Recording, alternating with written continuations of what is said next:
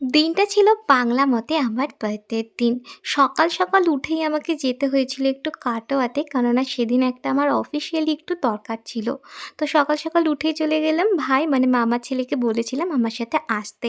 তো আসার পরে আমি বাড়ি চলে আসছিলাম কিন্তু ও নাছোড়বান্দা তাই চলে গেলাম মামা বাড়িতে।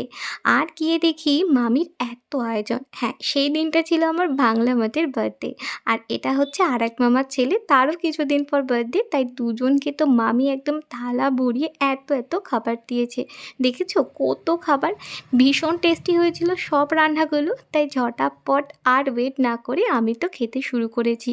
তো খাওয়া-দাওয়া হয়ে গেলে এরপরে রেডি হয়ে নিয়ে গেছিলাম। কেননা সত্যি করেই আমার সেদিন থাকার কোনো রকম ইচ্ছা বা প্রিপারেশন ছিল না।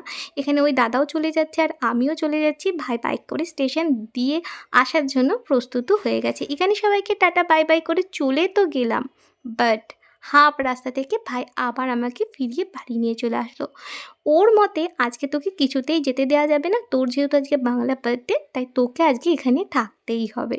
তো এখানে গিয়ে ও আমার জন্য একটা ঘড়ি কিনে দিয়েছিল। আমার তো ভীষণ পছন্দ আর সবশেষে চা। আর এটা হচ্ছে রাত ১২টায় এরকম একটা সারপ্রাইজ ওরা আমার জন্য অ্যারেঞ্জ করেছিল, যেটা আমি সত্যিই জানতাম না। আমার তো ভীষণ, ভীষণ ভালো লাগছিল। ভাই আটকে দিয়ে এই ব্যাপারটা করেছিল। তো সত্যি বলতে সব ভালোবাসার প্রকাশ করা যায় না। Thank you.